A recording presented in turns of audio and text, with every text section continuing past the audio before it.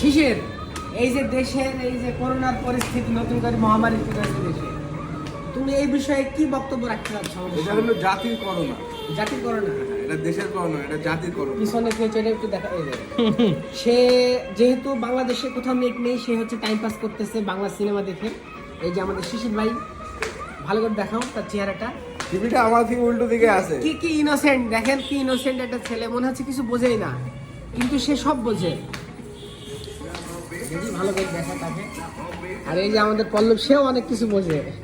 আমরা দেখছি এর সময়টাকে এনজয় করছি। আমরা টাইম স্পেন্ড করছি। সুজন ভাই আমাদের ডেকে এনেছে ফোন দিয়ে যেগুলো দেখানোর জন্য। বাংলা সিনেমা আমাদের নষ্ট করার জন্য সুজন ভাই দায়ী। ইন্ডিয়াতে গিয়েছিল, এইসব শিখে এসে আমাদের এখন এইসব কিছু বলেন স্যার। আমার কিছু বলার নাই, যাতে এখন চুপ হয়ে আছে। বেড করে এখন ধরে দিয়েছি। আমরা কোথাও